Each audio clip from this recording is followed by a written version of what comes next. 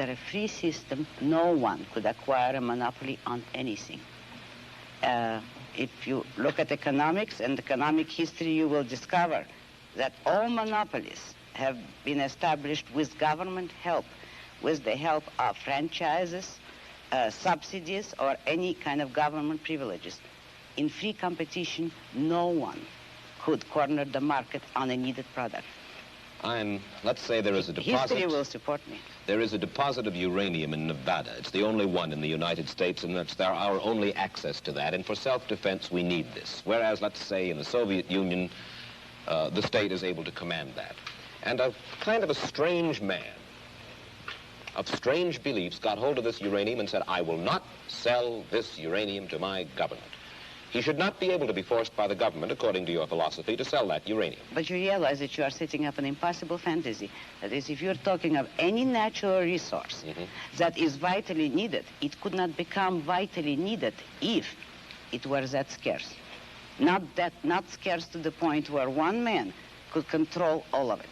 So long as, I'm using your example, if a natural resource exists in more than one place in the world, no one man is going to control it. All right, let's... Very interesting from Ayn Rand. And that's one of the things scary. Well, the thing is, welcome everybody to the Front Line with Joe and Joe. We got a great show for you. We got a lot to cover and not a lot of time to do it, but we got a lot of clips for you. We're going to be talking about Danielle Smith. We're going to be talking about, why is Trump to blame? Polyev, who, again, I'm not the biggest fan of, but not for nothing. He's like, well, why are we blaming Donald Trump for our recession? Democrats don't know what to do. What's this guy's name? Plattner, this guy up in Maine? I thought his name was Eichmann. Yeah. His name was Hess. Exactly. But the Democrats just, Joe, we're going to talk about it. We have to take a lesson from Democrats. They don't give an F. They don't. It's a shame, but Republicans should be like, I don't care. I don't care. You guys don't care. You guys got the swastika on his friggin' arm. They don't care. He's going to vote the right way. We're going to go to that. James Carville's off the deep end. The guy's a lunatic. I never thought he was. Oh, dude. He's completely off the deep end. We cannot trust the Republicans. We're going to be talking about that. Paul Krugman's talking about purging America. Paul Krugman, a Jew, is talking about purging America. I thought that we're not supposed to do those things, Mr. Krugman. Never again, Joe. What? Never again. Never again. Except when it comes to those assholes who voted for Donald Trump. Dude, it's unbelievable. No, it really, really is unbelievable how they're allowing the leftists. So this has been a constant theme now for weeks. The left is out front and in your face about really at some point wanting to get very, very violent. Paul Krugman's calling for that because denazification not involved in putting a lot of people in prison, Joe. Denazification. That involved taking over all the institutions of government, all the cultural institutions by law through the power of the government. That's what denazification was at the end of World War II. So what he's saying is if you dare vote for anybody other than the Republican we approve of, I don't know, John Thune, Mike Johnson, right? Those are, or even, guess what? The most hated guy in the world 20 years ago was George W. Bush. They love him now. Okay. Oh. It really, I never like to use the word frightening, Joe, because to me, that's like what the left does. Oh, it's so frightening. It's Donald Trump is so, but when they're saying they want to imprison people, when Hassan Piker says it's A-OK for Luigi Mangione to kill the gentleman from United Healthcare, to shoot him in the head, first degree murder, deliberately took a man's life. Okay. When they're saying it, what are we possibly doing as, let's say, the right in America that we're allowing this to happen? Sorry, Joe, I am not a free speech absolutist. You do not have the right to say you could shoot a United Healthcare CEO or any other CEO. No, you got to get arrested. You got to get arrested. The Supreme Court made it clear you cannot incite violence. Hassan Piker, Paul Krugman, no, they're but it's the right kind of violence, Joe. That is the right kind of violence. They have no problem with that. No, that's right. Because it's a violence they agree with, 100%. just like it's absolutely true. Yeah, no, it's just like I've said a million times in my life. I understand what happened to the Jews was horrible. Okay, the Holocaust is a horrible historical event. It happened. It's horrible. But the same people who call that horrible, when you say, yeah, but Stalin killed 20 million, there's no comparison. You're right. There is no comparison. Stalin killed 3 times more of his own people. Mao killed more than that. Mao killed more than that. So what do you mean there's no comparison? Genocide is genocide, no matter how you slice it. And that's one of the things that's going on right now in the world vis-a-vis Israel. Never again, Joe. Never again. Except when it's when it's women and children in Gaza. Then it's okay. Or Paul Krugman saying, Joe Pasillo and Joe Resinello, how dare you vote for Donald Trump? Let's go to Canada, and we're going to get into it all. Rapid fire today at the front line with Joe and Joe. Thanks for joining us. Here's Polyev. Okay, remember, Joe, just blame Donald Trump. When in doubt, no matter what part of the world you're in, just blame Donald Trump. It seems like Canadians are laying the blame for their economic troubles with Mr. Trump, but you don't agree with that. Well, maybe you are. Maybe you are protecting Mr. Carney from his economic record, but here's the reality. Mr. Trump's policies are affecting all G7 countries, and none of them are in recession. Mexico shares a border with the United States. Mexico is not in recession. Only Canada, under Mark Carney's liberal policies, is in a recession. France is not in a recession. UK is not in a recession. Germany's not in a recession. Italy's not in a recession. Japan's not in a recession. Only Canada among G7 countries is in a recession. And only Canada among North American countries is in a recession. So it seems that the other countries, despite Mr. Trump's unfair tariffs, have been able to craft policies to avoid recession. It's only Yeah, but Mark Carney's not interested in avoiding recession. Mark Carney's there as a tool of the oligarchs to subjugate Canada. He's not interested in economic growth for the Canadian people. We know he doesn't give a damn about the Canadian people. That's why there's a groundswell of support for Alberta independence. We're going to talk about Danielle Smith in a minute, how she's shamefully backtracking. Joe, I'll throw it over to you. Poilievre's exactly right. All countries will pivot based on the policies of trade policies of other countries. Well, a couple of comments. Go ahead. I mean, that was a great interview. Polyev shut her down, and you could see it by the look on her face. My only correction to that is Canada is no longer in the G7. After the years of Trudeau, and now we're talking 10 years of Trudeau-Carney, they are no longer a G7 nation, and you can blame the leadership of Canada for that. But let's talk about Trump. It was a winning strategy for Carney to galvanize the country around Trump hatred. That's how he won. So he's going to play that card again, and it looks like it's successful. What is the reason why Canada, after those 10 years of Trudeau, 10 plus years, Trudeau-Carney, why they're in the state that they're in, and they're not a G7 nation anymore? Because they have embraced globalism. Donald Trump embraces national sovereignty. It's two conflicting views, worldviews. And Carney, if you ask me, and it was a foolish move economically to do so, went to war with the United States of America. Now, I'm not trying to wave the American flag here, but what I am saying is, from a Canadian perspective, that is foolish.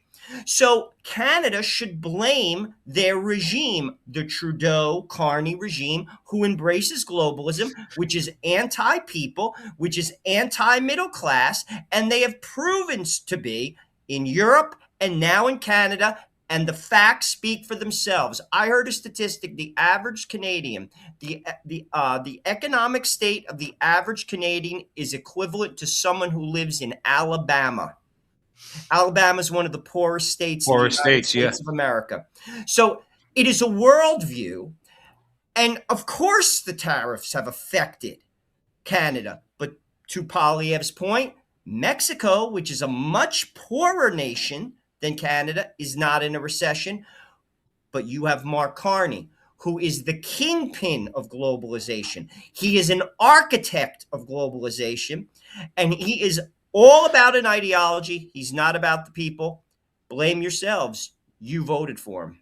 Well, listen, Joe, listen, when governments come out with new regulations or new restrictions on business, okay, through the force of law, all right, that's what government does. They have to set the guardrails. I think the left goes way overboard, but leaving that aside, you can't have an economic system without rules and regulations, without laws. But what do businesses do in light of new regulation or new laws? They pivot, they adjust, they make the necessary changes, and then they get back to making money. That's what businesses do. Okay, it's just common sense. You're going to deal with the reality. Let's say higher labor costs. Okay, that could happen. It happens in many states when they jack up the minimum wage. A lot of companies, they regroup. They say, okay, what are we going to do about it? They go in the back room and they figure out a way how they're going to make sure that they can make their money while at the same time complying with the law. The new sheriff in town is Donald Trump and has been for a while, and his tariffs have applied worldwide. Why has Carney not been able to pivot and do something about it like a business would? Joe, we're always told he's a businessman, right? Isn't he a banker? Wasn't he in one of the European central banks? Correct. He's supposed to be a smart guy. What does he do? He blames Trump. Well, it's Trump. Trump's causing our recession. Polyev just laid it out. Germany's not in recession. Italy and all these other countries. And to your point, Canada fell out of the G7 a long time before Donald Trump's tariffs. That's a fact. But That you know is a something, fact. he is a smart guy because he's pushing an ideology and it's working. It's just anti-people. It's anti the Canadian people. In his mind, he is successful. He wants Canada to join the EU. I've even heard that out of the So Carney Alberta regime. can't get statehood. They can't be independent. But then Canada could join the EU. Like, I don't understand. Speaking of that, the next clip, I think, breaks that down very well because there's a press clip of Danielle Smith getting basically pushed a little bit, and she pushes back with some interesting statistics that recall the time when Scotland tried to basically split from the UK. Basically, if Scotland at the time, if they did that, they would have been a third world nation. That's why they didn't do it. And Danielle Smith lays out some facts. It's interesting, and I think people will find it to be so. I'll play it. We'll talk about it. Good afternoon, Premier. Of course, this is going to be off topic. As a politician, you know that every campaign has a set of promises that they make to the people whose vote they want. And in this case, and this is a follow-up to a previous questioner, the independent side has offered all kinds of promises, and I just wanted your thoughts on those. You've talked about it a little bit already, but just your further reflections. You know, the economy's going to boom in a Republic of Alberta. There's going to be probably little or even no income tax in the Republic of Alberta. You'll be able to keep your Canadian passport. It'll be easier to get projects built, projects that have to go through Canada from the Republic of Alberta. The cost will vastly outweigh the benefits, and this will just become really a bonanza of money flowing into Alberta once they have the Republic of Alberta and not be part of Canada. I mean, how do you respond to that? Just in a bread and butter money way, because they're selling it as a great financial deal for Albertans. Well, in my earlier answer, I think I came up with almost $400 billion worth of transitional costs that we'd have to assume, in addition to somewhere between 25 to $50 billion worth of annual costs. So I think people just need to look at the facts and see whether or not what is being proposed is realistic. I can tell you from what I saw with the UK and 10 years on, how the government is now trying to get into some kind of customs union. It didn't actually work out the way they anticipated. All of our trade agreements would have to be renegotiated. That includes CUSMA, it includes the comprehensive European agreement, it includes the TPP and every other trade agreement that has been negotiated. You don't get grandfathered in on those, and so that'll have a disruption in the economy. Presumably, we'd have tariffs on all of our goods that are being traded immediately. And the other thing that I think surprised UK residents is now they had to use the long line when they went to various European countries because they didn't get to the short line because they had to travel under a different passport.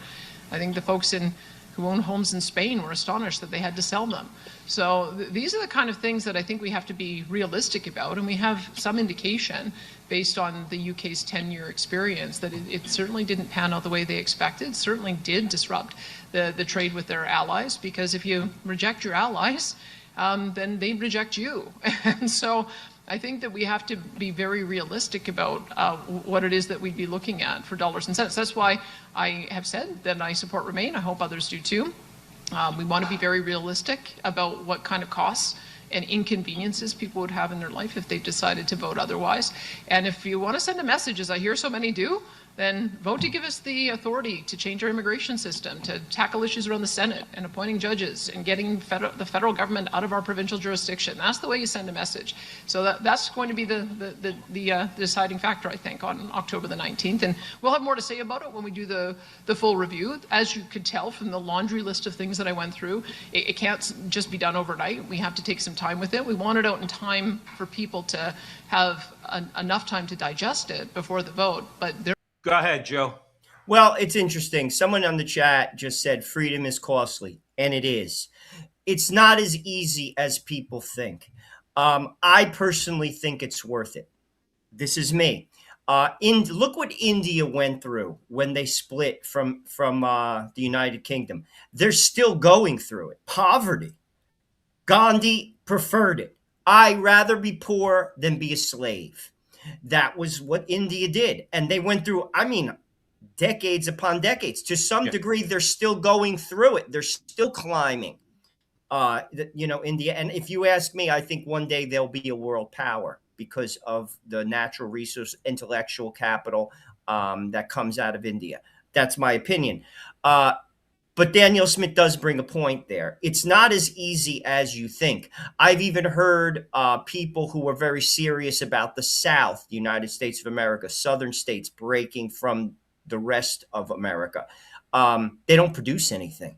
States like Arkansas, Alabama, no offense. I'm not trying to throw stones. They don't produce anything.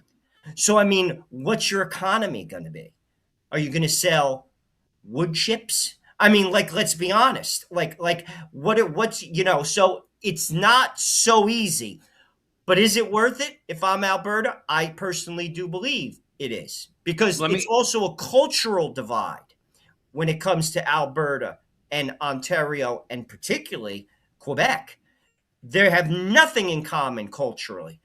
And it seems now that the worldview is a greater divide than the cultural divide.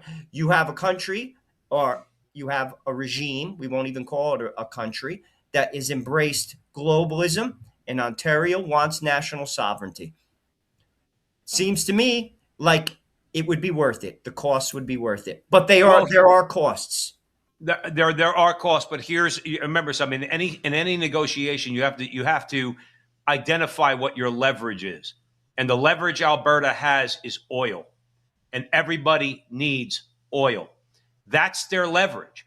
When she talks about the cost, you're talking about trillions of dollars in oil production that could absorb those costs that she's talking about. I'm not saying it wouldn't be a disruption, but what does Scotland have? Leeks? They grow haggis. leeks and haggis, okay? which leeks are real good, or even from an Italian. Leeks are really good. They're in the onion family, okay? And haggis, I will never, ever, ever, never, ever eat, okay? I don't care. That's like if an Italian says, hey, would you ever eat soufrite? I won't describe for our audience what soufrite is. Think the Italian version of haggis. But having said all that, Danielle Smith, I know she knows this. The leverage chip that she has is the oil under their feet. That's the chip. And the other part about it is when you think through this and you get smart people in the room, oil is the basis of your economy, but it's not the only thing you produce. It's everything that is produced around it. So Venezuela is rich in oil, but Venezuela was a very wealthy country because once you know that that's your main export, okay, then there's a whole bunch of industries that build up around it. I told you the story of my great uncle, my grandfather's brother, who went from Italy to Caracas, okay? He got wealthy, not in the oil industry, in the textile industry. My point is that Danielle Smith has more leverage than she's letting on, That's my larger point. So would it be difficult? Yes. Would it require sacrifice? Yes. Is there going to be disruption? Yes.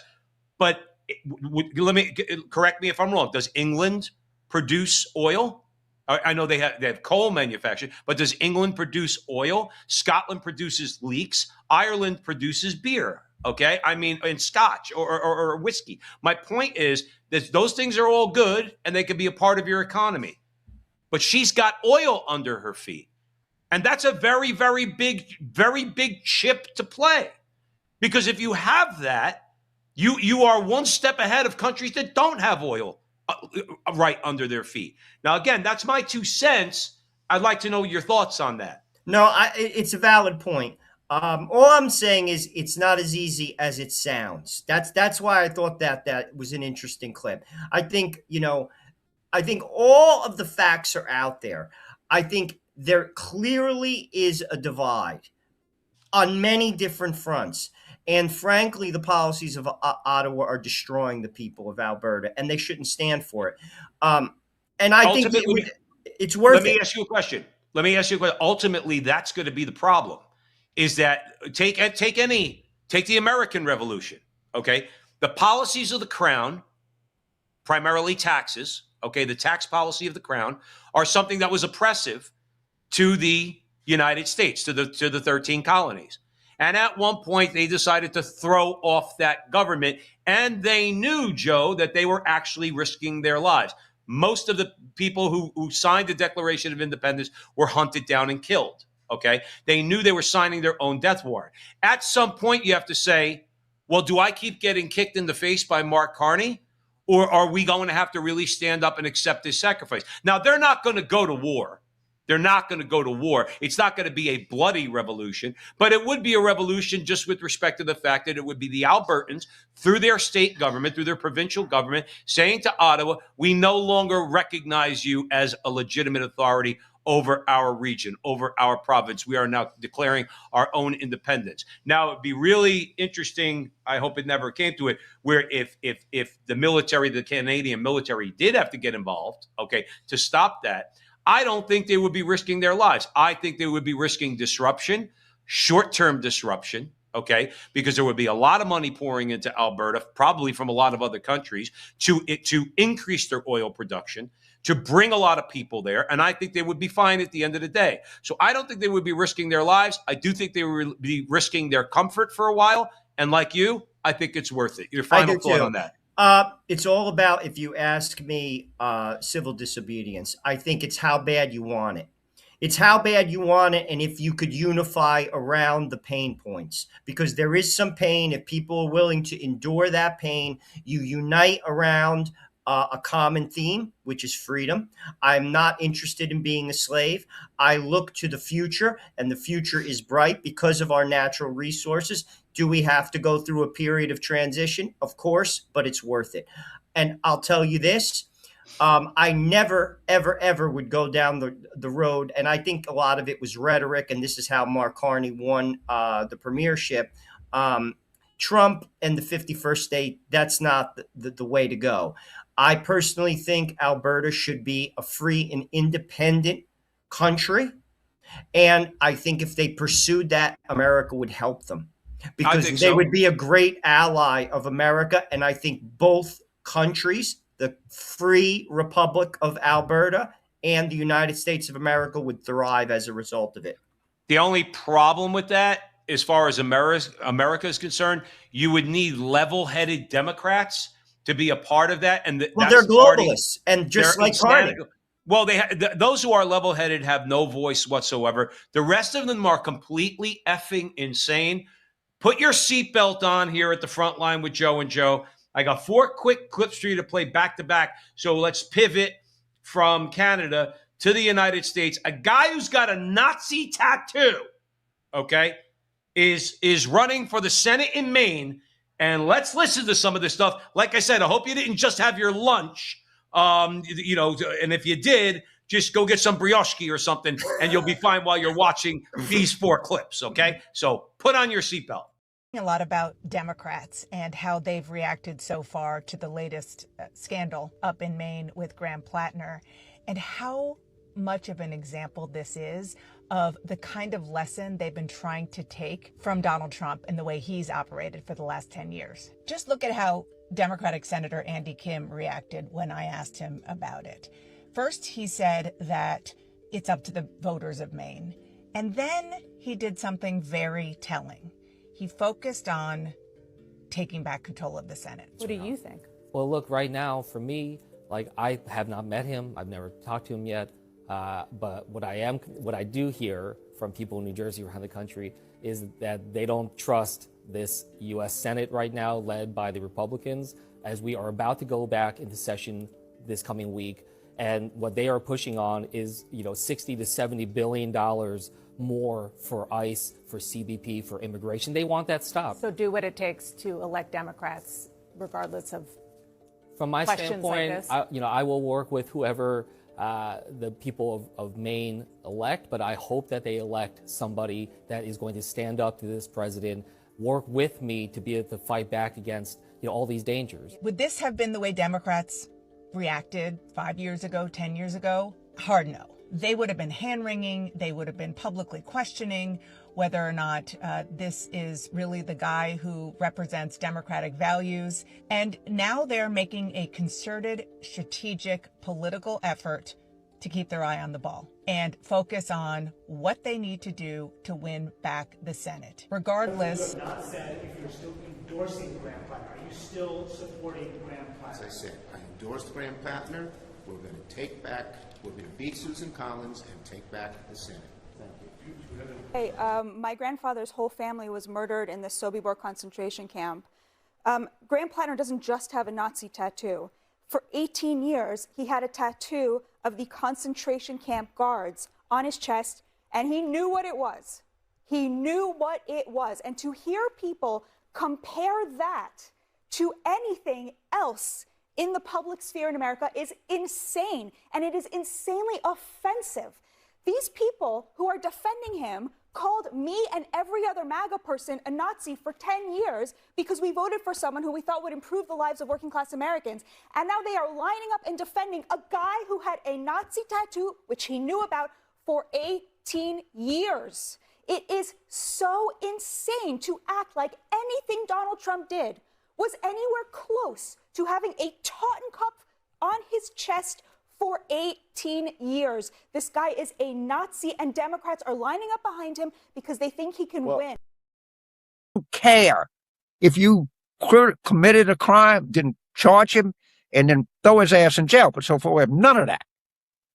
We got a fucked up guy who he could be 100 times more fucked up than he is. He'd never be as fucked up as what we got in Washington now anyway. And I just saw this tut and ooh, and hey, we got to do this and we got to be fair. James, if a Republican did what Graham Plattner did, you would be outraged. Yeah, I would. But what I'm more outraged about, and what I have to consider first, is this country is about to lose it. The whole goddamn thing. Abraham Lincoln suspended habeas corpus. Why? Because he had to win a goddamn war. Okay, we got to win this. And if we got a person who's understandably got issues, yeah, good.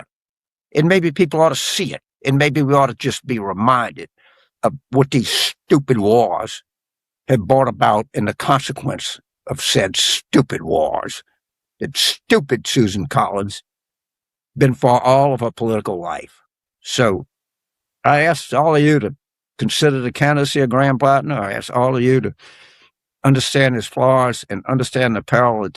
Let me explain something to you, Joe Ressinello here at the front line with Joe and Joe. If Satan himself ran for Senate in Maine, the Democrats would they would say, well, he's going to vote the right way. And we know that they would embrace him because they are the party of evil. When it comes to not just things that we fight against as Catholics, like abortion, gay marriage, and the rest of it. In other words, this guy, she was right on CNN. You've been calling Trump a Nazi for the last friggin' 10, 12 years. This guy's actually got a tattoo. He's got the guards' names on his chest.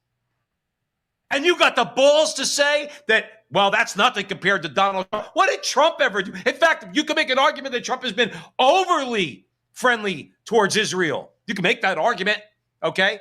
How many Jews vote Republican because of Donald Trump? Okay, where traditionally you think of Jews as Democrats. I mean, I don't understand how we're letting them get away. And by the way, Carville is just completely. He's lost his mind. He actually used to be. He's always been a loudmouth, the raging Cajun. I get it. I like loudmouth. You and me are kind of have big mouths. I love it. Okay, but he's insane. He's insane. I never compared Obama to Stalin. You know what I'm trying to say? I never compared Joe Biden to Mao. You can make some comparisons if you really want to, but I figure, okay, he's an American president. Let me just fight with him on these terms. They've never wanted to engage with Donald Trump, ever. He's had to employ the tactics that he has because they've made it clear they don't want to work with him. There was a handful of Democrats that had the balls to stand up to their party. Joe Manchin, Kristen Sinema, when they wanted to get rid of filibuster, there's just been a couple. Fetterman turned out to be a bit of a pleasant surprise. I thought he was just a put-up job. He actually's got some stones. He actually, I think, his heart, I disagree with him on most things. I think his heart's in the right place. But Carville and the rest of them and Chuck Schumer, a Jew, is going to, Bernie Sanders, a Jew, is going to support Dude, a guy it's who's got a Nazi unbelievable. tattoo. Joe, it's unbelievable. This is the world we live in? Joe, help me, please. Joe, help me. Well, all the people who bought in on the left to the virtue signaling, the pro-trans stuff, the pro-black stuff, the pro-gay stuff, should take note because they could care less.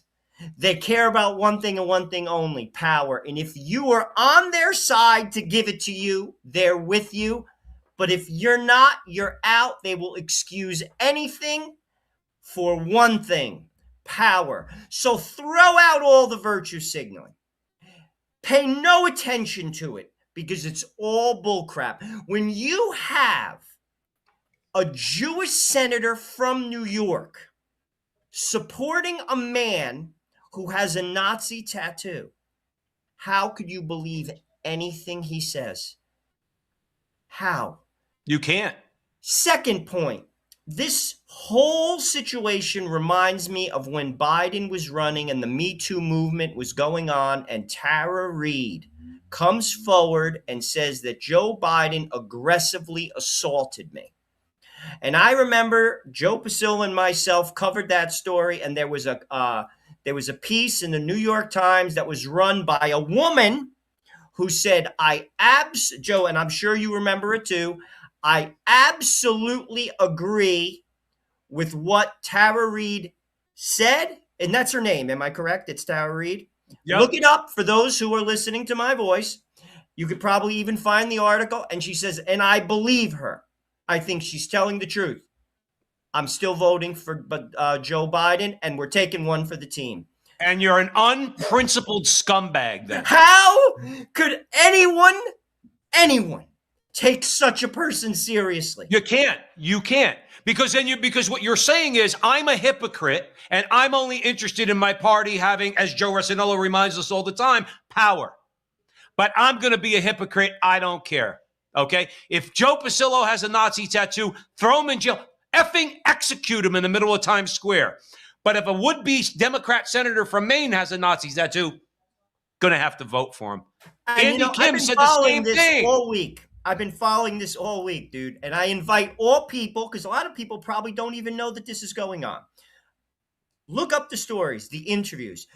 These are like some of the common conversations that are going on X. Well, I know he's flawed. No. Having a Nazi prison tattoo on your chest is not flawed.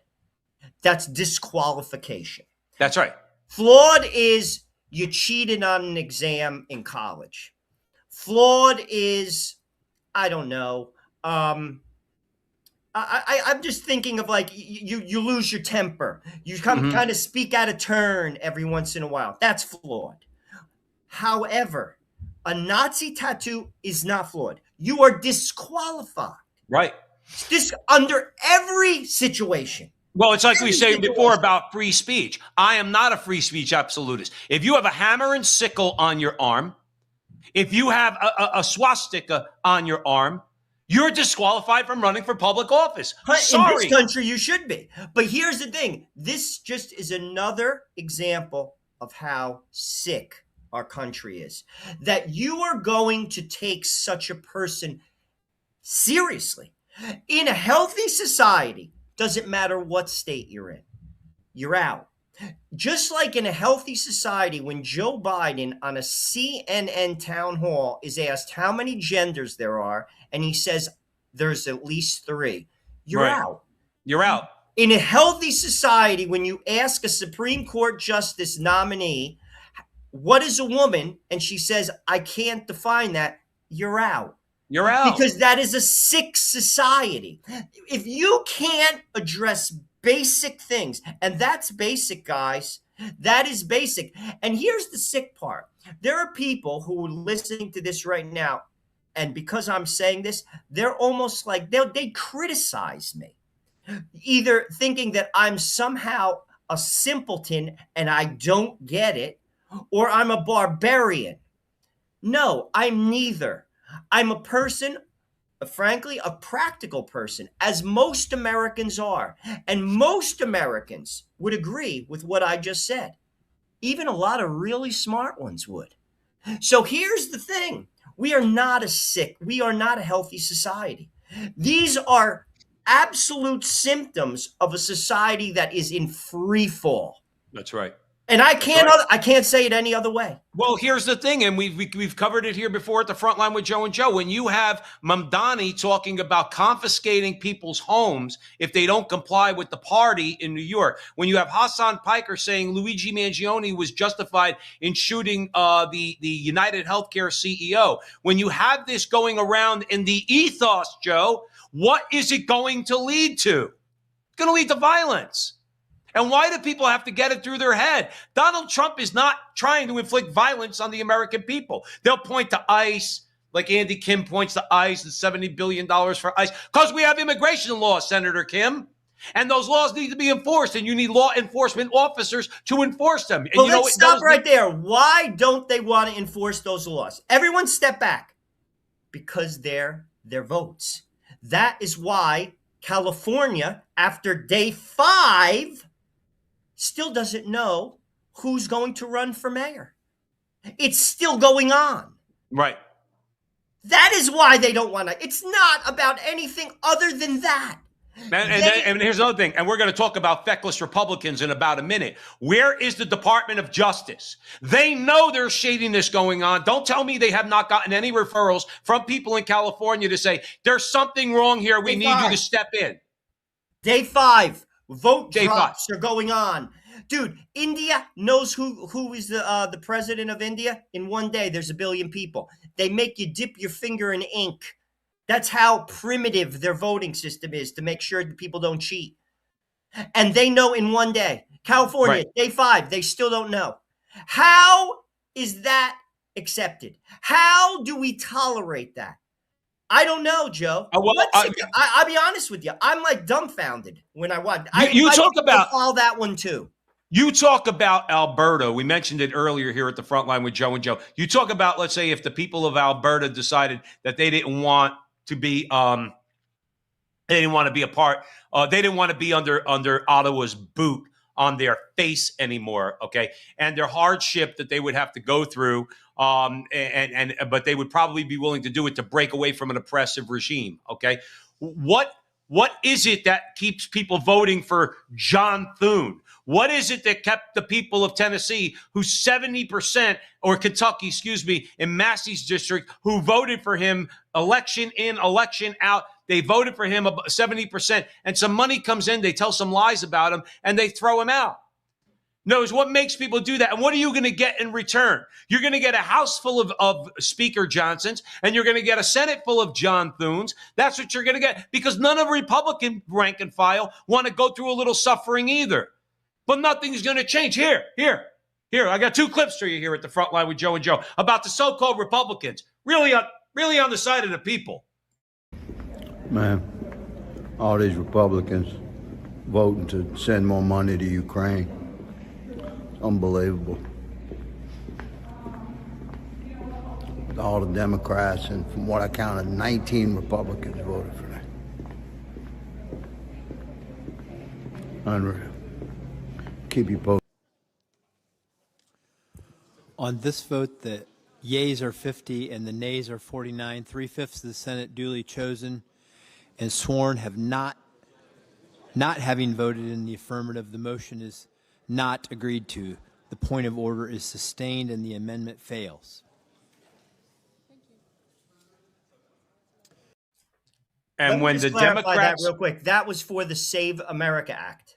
right? They got 50 votes. They didn't get all the Republican votes. Tillis, Murkowski, and McConnell did not vote. Susan Collins did, and that's one of the reasons why they want to elect the guy with the Nazi tattoo to get her out. And then you have 5 days post-election that no one knows who's going to run for the mayor of LA. That's because you don't have the Save America Act. So Republicans could care less about the people. They're a part of the problem too. And then you have a guy who's basically telling us that 19 Republicans voted to send more money to the black hole, which is the Ukraine, which maybe about 1 million people are dead as a result of that wasted war. All our hard-working dollars thrown to one of the most corrupt countries in the world, resulting in 1 million people dead, all because NATO wanted to move its borders while America is upside down. That's right. That's right. America is upside down. Republicans, listen, I never used to want to admit it, Joe. I'm not going to lie. I never wanted to admit we had a uniparty in this country. We have a uniparty. Okay. They pretend out for all the people out there like they're actually fighting for them. I'm fighting for you. I'm fighting for you. We know that as pro-life Americans, the Republicans have taken advantage of our vote on that issue for decades. Decades they've taken advantage of our vote because they come to us and they throw us some red meat or crumbs or whatever, however you want to say it. But they know at the end of the day, we know at the end of the day, that's all a show now. They all work together. John Thune will not nuke the filibuster, knowing the second the Democrats take the Senate, they are nuking the filibuster. Of course. Let me just add this. They got 50 votes. If he nuked the filibuster, J.D. Vance's one vote as the president, the head of the Senate, as the VP, they would have passed the Save America Act. Right there. Everything that Mike Lee was saying is true. They had the votes if he nuked the filibuster, and John Thune refused to do it. He refused to do it. Let me address Eric in the chat room. And by the way, we have a really good crowd going. Thank you all out there for helping us because we're growing, particularly on YouTube, and we thank you guys for it. Our producer's doing a great job trying to hit that algorithm. So Eric and Trevor and all the new people, and we don't care if you disagree with us. You don't have to agree with Joe and me. We love the fact that you're here watching the show, hopefully enjoying the conversation. Hit that like button. Help us hit that algorithm. Hit the share. Do it. Do whatever you have to do. But that's the thing. It's like they turn around. And something so obvious, as we said for the millionth time here at the front line with Joe and Joe, is that this is so overwhelmingly popular to have election integrity. Now, I brought up Eric in the chat room. Eric, respectful disagreement. A public trust, an election, I imagine also even on the state level, is still a public trust. There are still rules and regulations. And yes, the federal government has an interest, a national interest in making sure all elections are fair. The manner of elections are transparent. And that's not what happens. And this is my opinion, Eric. You might be right. Eric basically, for everybody out there, said, well, it's a state election. It's a local election. The federal government doesn't have any say. Eric, I'm going to try to research that. I do think there's an interest for the Department of Justice to step in there and say, there's a problem here. As Resinello said, 5 days in and you guys haven't counted your votes. Where's the votes coming in from? We want to see chain of custody. The FBI gets into local matters all the time. They step in all the time when it comes to, let's say, their crime-fighting activities. I'm sorry, Joe. The Attorney General can have the Department of Justice go and investigate anything they want on the state level if they believe a crime is being committed. And violation of election law is a crime. That's my point, Eric. Now, again, you might be right, but either way, there's ways around this. You know, the Democrats would find a way around it if they had an opportunity to do it. The Attorney General, what's his name, Blanche now, Joe? Yeah, I think so. I'm not sure. They're, I just they're know attacking his him face. too. To be honest, he's not that impressive. I got to be truthful with you. Yeah, I'm gonna go with you on that. We'll see what he does. But anyway, and thank you, CJ41. Wow, I really love listening to you guys. I really appreciate it. And like I said, we appreciate you guys being here. We're hitting that algorithm as hard as we can, particularly to grow on YouTube and X and Facebook, but help us out in any way you can. But Joe, I do think the federal government has an interest in stepping in when there's something so blatantly obvious as what's going on. Let me give you the final thought on that. Well, obviously, it's the largest state in America. And to be honest, any objective person that doesn't see what's going on in California to be a problem, frankly, you've just drank the Kool-Aid. There's no reason why an election should go on for 5 days after the fact. Whether it was an election for the crossing guard in your town. No, I mean, never mind one of the largest cities in America. I mean, clearly something is wrong. And 80% of America wants only citizens to vote and have voter ID. This is not a crazy idea. And here's another thing. There is no reason why we should have mail-in voting. None. Right. You can't make one decent argument for it. None. There is none. Well, there's not one. There is one. Because you could manipulate the vote through mail-in ballots. Right. And that's the only reason. And they all do it. All right. I'm going to play a clip for you right now. If you don't think that they're all cut from the same cloth, all these guys. When I see Thune, I see Schumer. When I see Mike Johnson, I see Nancy Pelosi. I don't see any of it. You want to know why? The main thing I see that they have in common, Joe, is they don't give a shit about you, me, or any one of us. Watch this clip. Bill Clinton go out of his way on the record, on camera, in a congressional deposition to make sure to tell the questioners, the Nancy Maces of the world, that as far as he knew, the president had no guilt or no association, referring to Donald J. Trump, with Jeffrey Epstein. And why, a week before that, did Donald Trump go out of his way in a stand-up impromptu interview with some fucking outlet to say, listen, I still like Bill Clinton. What? What? You called him a in front of the whole fucking world on international TV multiple times. You brought all the guys, accusers, onto a stage and said, listen, what I said on that Access Hollywood tape, that was pretty fucked up. But Bill Clinton, these ladies, you have the floor. You think these people are, you think you can come back from that? You think these people are friends? You think they got each other's six in life? No, they don't. So why did they have their six right there? Yeah. That is weird. You think Again, this is a unifying moment, people. It's everybody. It's Democrats, it's Republicans, it's full Elmo meme. You don't think if someone defamed you and called you a that was a good friend, you'd be friends again? No! We're done! We're done! Like, it's over! There's no returning from that. I think Hillary Clinton was even, like, complimenting Trump on some of the Iran stuff. What?! This is who invented Russiagate! Like he said she should be in prison! You know, like, what the fuck are we doing? Yeah. I'm just, this is where I'm at. I'm exasperated. I think it's just, I mean, man, if you're. Well, he's exasperated, and so are we here at the front line with Joe and Joe Pasillo, Joe Resinello, way in the breach. It goes to show you. Now, look, I am not even going to pretend to know why Donald Trump has gone down the road he has vis-a-vis the Epstein files.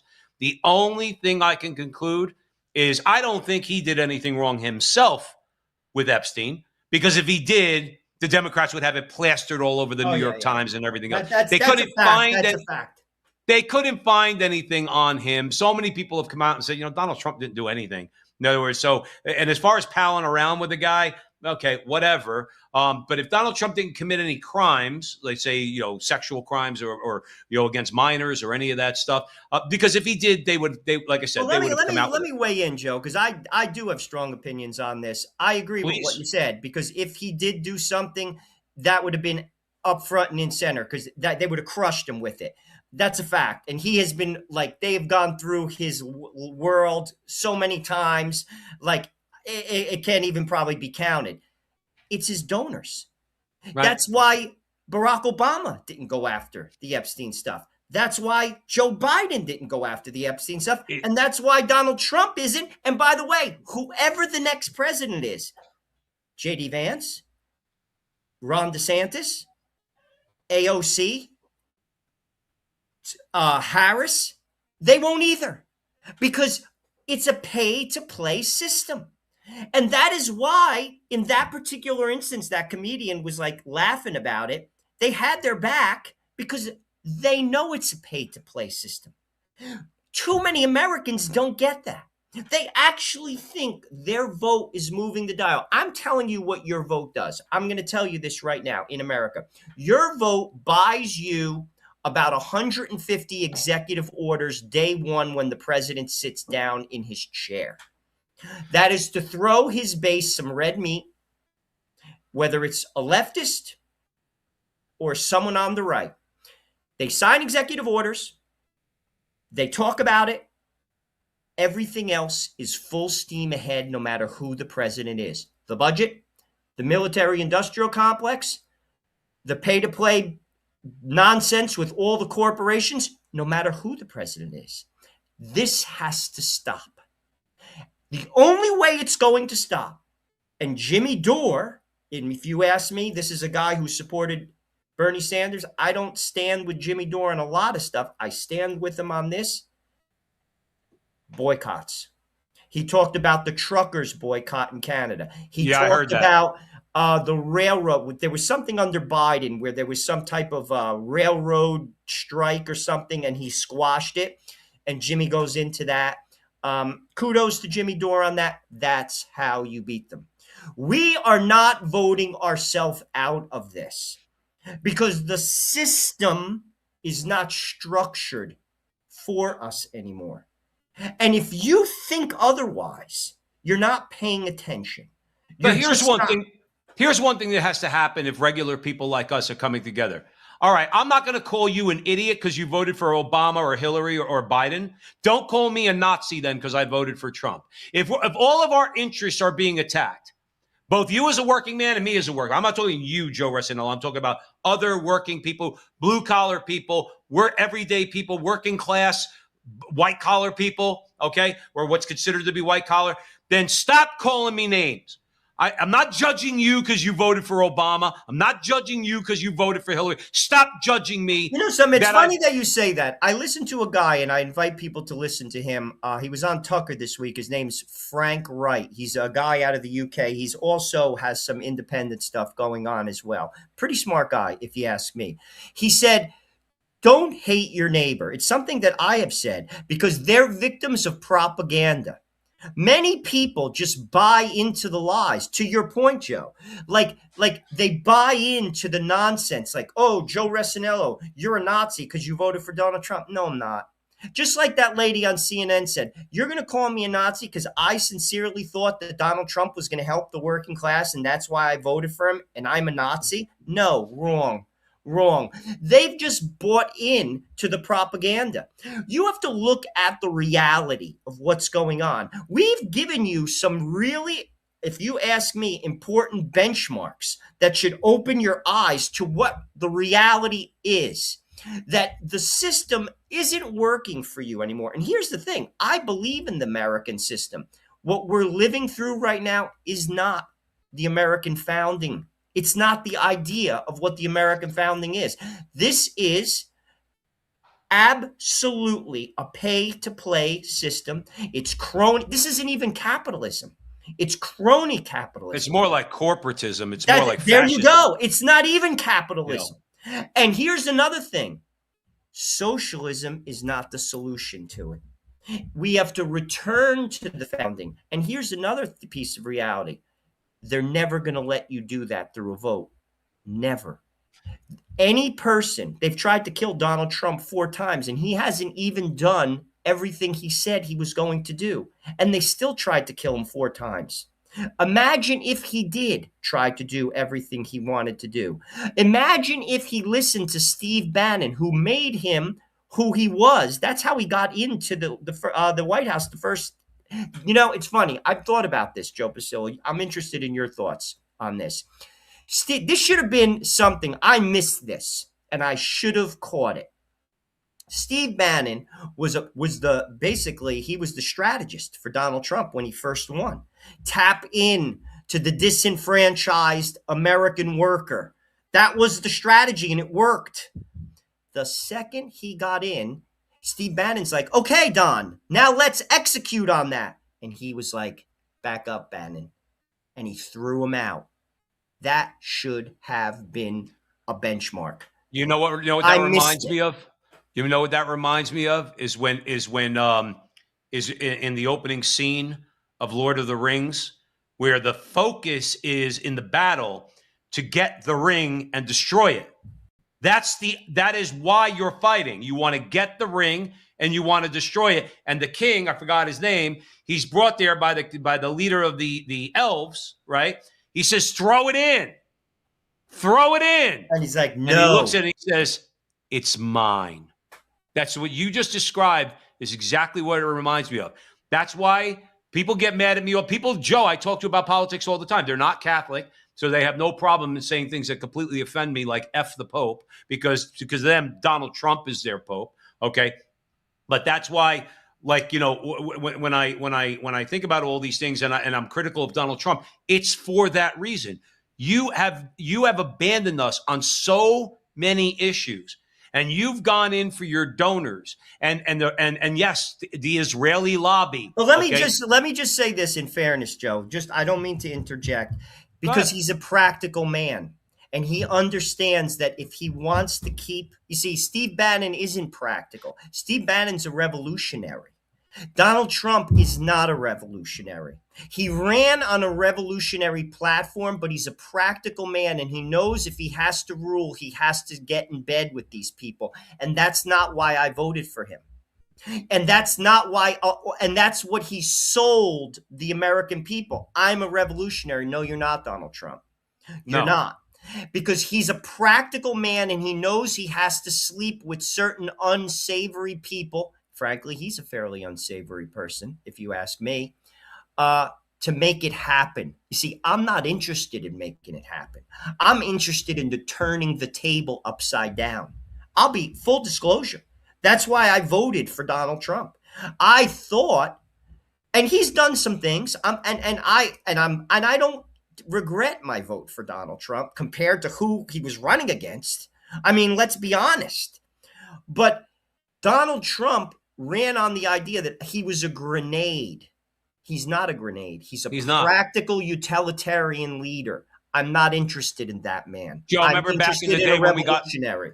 Well, remember back in the day when we used to get illegal fireworks, living in North Arlington or Newark, and you go out and you get M80s, all right? Yeah, sure. Trump's an M80. He's not a grenade. I want a grenade. You see, this is what I'm saying. And that is the thing. He understands how it works. Sadly, a lot of the voters don't. Well, Joe, listen, if he was a grenade, if he was an actual grenade, and I know he's got a lot on his plate, don't get me wrong, okay? But some of his people should be referring the Department of Justice and the Attorney General of the United States to forbid, okay, and to arrest people who incite violence. That's what he should do. Watch this clip. Obviously, we need to defang Trump as much as possible and make sure that neither he nor anybody who follows in his footsteps has power after the next 2 elections. But beyond that, we really need to do a thorough purging of the United States. We need a demogification, and that is I'm not going over the top by using a word that's very similar to the denazification that we pursued successfully after World War II in Germany. Here's what bothers me. Tell and this is people who that is. They probably That don't is know. Paul Krugman. He wrote for the New York Times, supposedly the smartest guy in the room. He's always the smartest guy in the room. He'll be the first one to tell you that, okay? Paul Krugman has been a bomb thrower from day one. He is a hard leftist, is what he is. So here's my question, Mr. Krugman. I voted for Trump 3 times. I'd vote for him again. I'm going to vote for J.D. Vance or whoever the Republican nominee is because your party is effing insane. Do you want to throw me in jail? Yes. Do you want to? Yes. Yes. Yes. So then don't start. Then when you go on, when you listen to CNN and Scott Jennings and the rest of them need to get it through their head. Even though they do a very good job, people like Scott Jennings and others, okay, take off your gloves. Don't show any respect for those people who talk about democracy. Paul Krugman just told you in that clip, he is not interested in democracy. He's not. That's not what he doesn't care. If the election doesn't go his way, he wants to demagify you, denazify you. It's okay. Listen, he's got no problem throwing people in jail who didn't do a damn thing wrong on January 6th. He'd have no problem throwing Mark Houck in prison for defending his son in front of a rabid, violent, pro-abortion worker in front of Planned Parenthood. He was defending his kid, and the weight of the federal government came down on him. He'd have no problem with that. He also would have no problem with letting Luigi Mangione out of jail, would he, Joe? He would. It's funny. Do you imagine if someone on the right made that statement, Joe Pasillo, like someone as quote unquote considered as serious as Paul Krugman, like on the right? Let your mind, wander. Pick a person, like an economist or say, an ex-politician made such a statement along the lines of, all of these leftists have to be, because this is what he's saying, have to be rounded up. That is what he's saying. And by the way, it gives me some chuckles. Here's a guy, he's probably fairly well-to-do, probably lives in Manhattan. He's in his country home. You notice like the background there, he's probably somewhere in like Massachusetts or Vermont in his second home, smoking his pipe and drinking some tea in a tranquil setting where most people don't have a second home in Vermont or in Massachusetts. Or don't have a pipe. Or even have a pipe. And he's basically making statements that are so anti-American that it goes over the top. By the way, that comment, dude, millions of views. That got millions and millions and millions of views. Where is the press denouncing Paul Krugman? How is he even employable after making such a horrendous comment like that, calling for people to be rounded up? A Jewish American calling for people to be rounded up because of the way they think or because of their politics. Well, remember something, you mentioned it earlier, and let's be a little controversial here, and I've been saying this for a long time. Never again does not mean never again. Never again only means never again to the Jews. And that's a fact. That's a fact, okay? And I can back that up, and I won't get into it now because Paul Krugman is a Jew. But he's saying you could get rounded up and you could get thrown in prison. We're going to put you in a camp because we have to demagify the United States. What the F is Donald Trump doing that has any resemblance to Nazis? You know who has a stark resemblance to Nazis, Joe, and Nazi policies? The Democrat Party. If you look at their stance on environmentalism, on eugenics, on abortion, on all of it, okay? Big government, social services, all of that stuff. Joe, there's nothing really that distinguishes a Nazi from a Democrat, a modern Democrat. And here's another thing. There's nothing that distinguishes a Nazi from a modern Jewish Democrat because Paul Krugman is calling for the same thing. He's Paul Krugman, and then we have 2 Jewish senators, Bernie Sanders and Chuck Schumer, who are supporting and gave full endorsements to a man who has a Nazi tattoo. Yeah. I mean, so what world are we living in? I don't know, Joe. And this is where people have to stop drinking the political Kool-Aid and start critically thinking and step back from the situation. This is craziness. It's craziness. And I'll Some of be this, honest with you, it's actually frightening. well, it's frightening, but the thing is this. I don't know how to describe this, but there's a lot of people in America who see this, and quite frankly, they own guns. And the fact is that the CEO of United Healthcare had a gun. He might have shot Luigi Mangione. No, and defended himself. But I don't know. is this a society that we want to live in? You see, this is what I'm saying. That these are again signs of a society that's in a free fall, where you're having shootouts on the street, when you're having people who are like have prolific platforms like Paul Krugman calling for people to be rounded up. These are not my words. Right. Where he you says have he says to be purged. Can you think of a more Nazi word than purged? I can't. Joe, I that can't. is so disturbing. Right. But he can get. Now, here's the problem. Paul Krugman is an a-hole, okay, and always has been. Let me be clear. But to your point, you made the point about Sanders and Chuck Schumer supporting the guy with the Nazi tattoo. Where's the press? Where's the press turning around and saying, because I'll be honest with you, I am a right-wing guy who says I do think that communism needs to be outlawed in America. I don't want to round people up, but communism as a part, the Communist Party needs to be rounded up. In other words, or it needs to be outlawed in America. I think they're an international criminal organization. That's all they are. That's all they ever have been. I've made this point at the front line with Joe and Joe a million times. For new people out there watching us, go and read a book. Came out about 30, 35 years ago called The Black Book of Communism. And you will see a scholarly work about their crimes that they've been committing going back to the October Revolution of 1917. It's over 1,000-page book. Okay. But if you really want to equip yourself, I think that the Communist Party should be banned as a terrorist organization. I do. I don't want to see people rounded up and thrown in prison. You want to throw out ideas out there? Fine. You want to identify. Here's the deal. If you're going to make statements like that, violent statements like Hassan Piker, like Paul Krugman, you need to be arrested. Yeah. You need to be arrested. Well, see, because that's my point. You're calling for violence. You need to be arrested. And that will stop it. Because then people will get the hint. I can't get away with that. I cannot make such a statement that's going to incite violence. That's going to, because frankly, Joe, a lot of people drink the Kool-Aid. They listen to people like that. Well, listen, how many rank and file people have you ever met in your life? They have no problem with the CEO of the United Healthcare being shot. We played a clip on that a couple weeks ago, and frankly, we haven't done this on this show, but I invite people to go do some homework on their own. Look at what just was going down in Newark, New Jersey, at an ICE detention center. It was horrible. Horrible. Right. By the way, we, as in the New Jersey state troopers, arrested around 60 plus people recently because they shut it down. Only 2 of them were from New Jersey. They were They were all busted. Dude, it was all a put-up job. That is an insurrection. They are terrorists. Right. 2 of them were from New Jersey. They were from New Mexico, Colorado, California.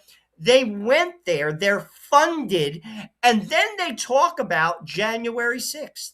That got no press coverage, by the way. That went on for 2 weeks in New Jersey. Look it up on Delancey Street in Newark, New Jersey. It's there, no coverage. Bet you didn't know about it.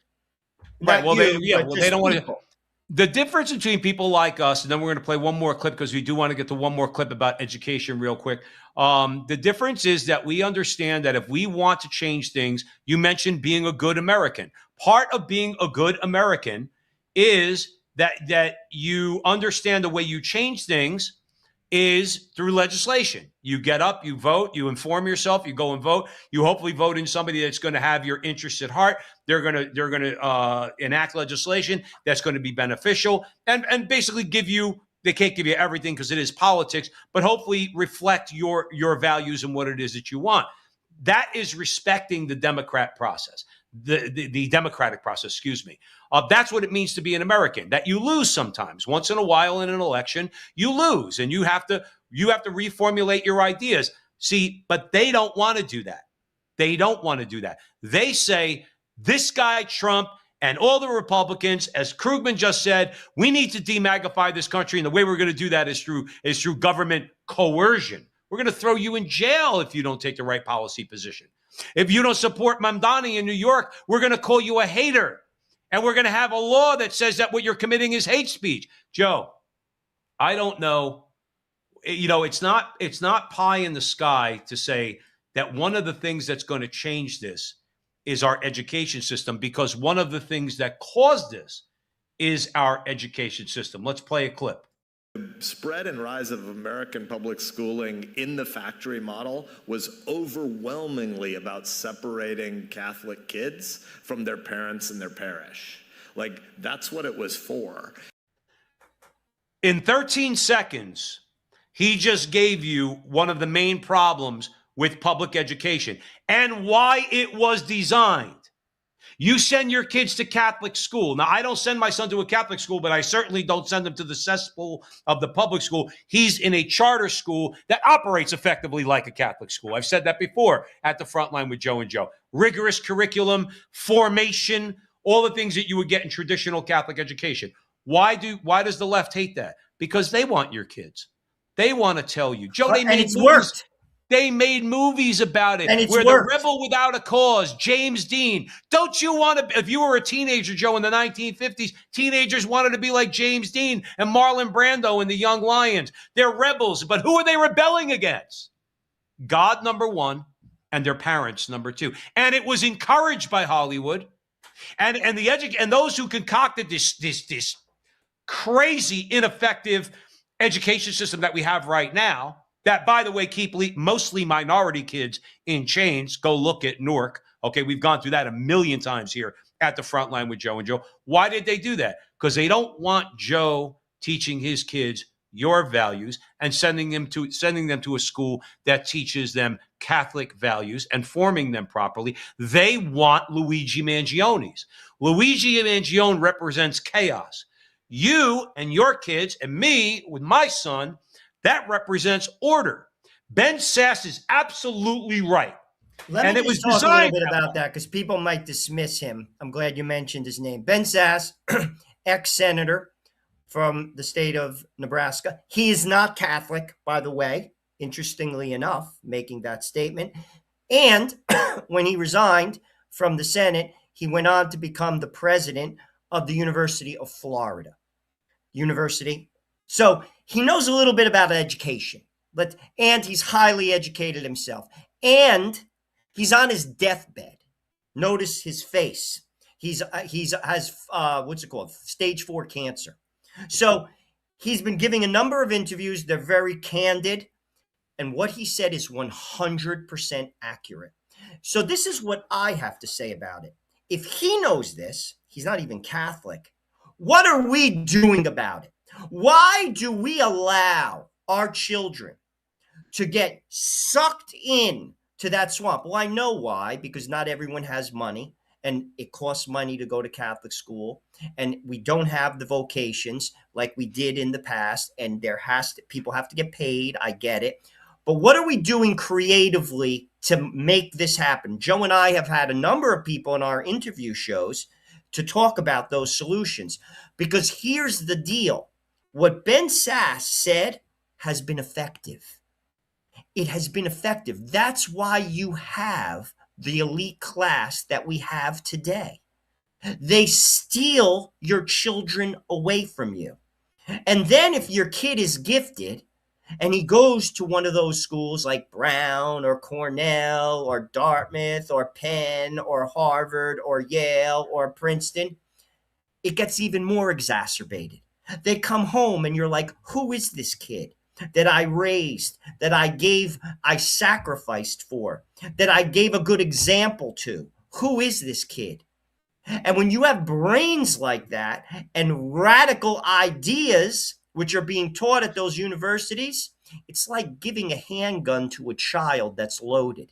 And that is why America is the way it is today. The slow march through the institutions. Well, it was slow. That's why I've said a million times at the Frontline with Joe and Joe, we have to have a swift ass kicking of them out of our institutions. We have the truth on our side. They have lies. That's why I've said before, Joe, and I know this to be true. Theirs had to be a slow march because they were proposing lies. So it was all subtle. It was on the edges. They did the same thing with the Catholic Church. And we're both Catholic, okay? They infiltrated the Catholic Church. Bella Dodd testified to that. She sent 1,100 communist operatives into Catholic seminaries in America. They did the same thing in the education system. We need to have a swift ass kicking. We don't need a long march through the institutions. By the way, just to show you how Hollywood is complicit in all this. What was one of the biggest shows of the 1980s? Family Ties, right? Family, remember that? I remember that. Right? Michael J. Fox plays Alex P. Keaton. All right. Mom and dad are a couple of liberals, entrenched liberals. All right.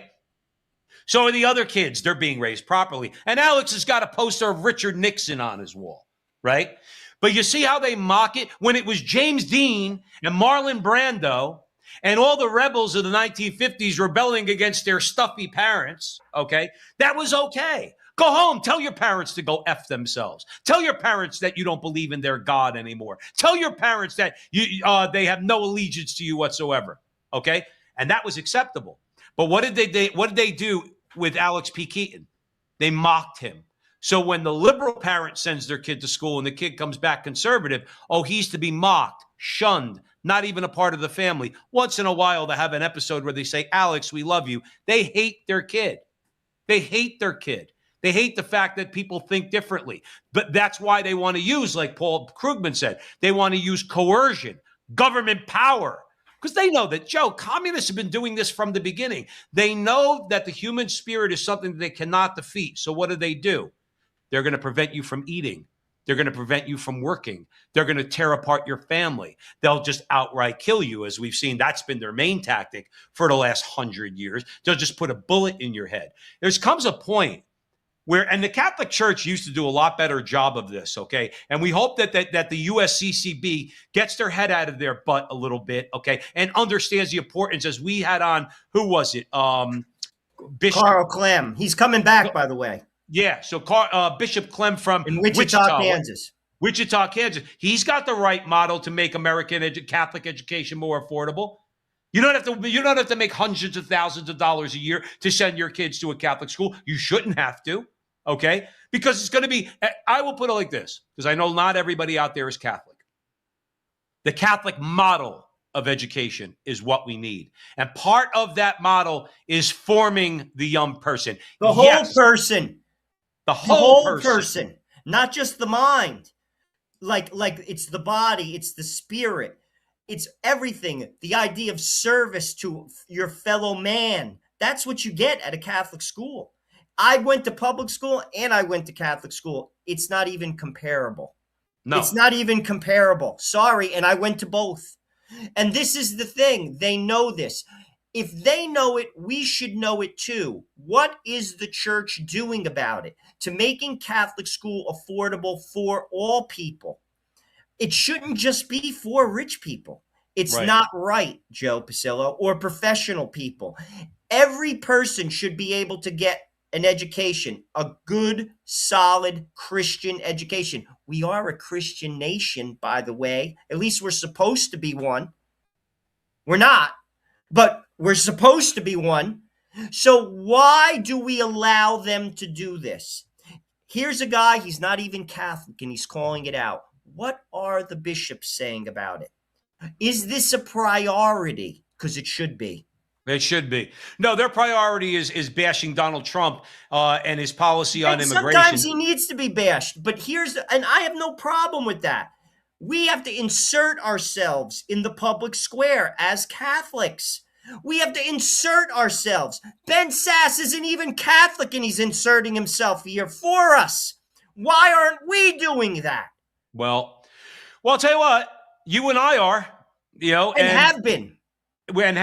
And thanks to all the good people out there, we're growing. We really, really are asking you. We had a really good crowd today. We had a lot of comments today. Thank you all very much for interacting in the comment section. So we really appreciate that. You could really, really help us out. Guys, when I'm watching somebody I like, I hit the like button. It takes 3 seconds. I hit the share button, and I'll share it on X, or I'll share it here, or I'll share it there. If you're seeing us and you like us, subscribe to the channel, The Frontline with Joe and Joe.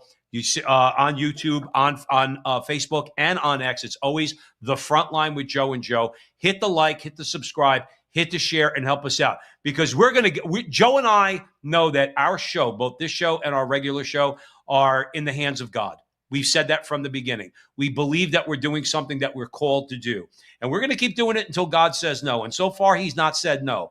But we need your help. Help us along. Help us to get out to a wider audience. Because I'll say this. I'm not the bravest guy in the world, nor is Joe. But we are worried for the future of not only our nation, but our families. Okay? What happens if my son follows in my footsteps to a certain degree and he's an outspoken big mouth like me? Joe, I'm not in jail yet, but what about if his generation goes to jail? All right. We know that that's what Paul Krugman was calling for, and we have to fight against it. So we want to thank you all out there for joining us in this fight. We go live every Sunday around this time. We have our interview shows that we post all over social media that we do on the Veritas Catholic Radio Network up in the Northeast in the New York metropolitan area. As I said, thank you once again. Help us out as much as you can. We're grateful for as much help as you've given us. And remember, until next week, that our conversation is your conversation. And that conversation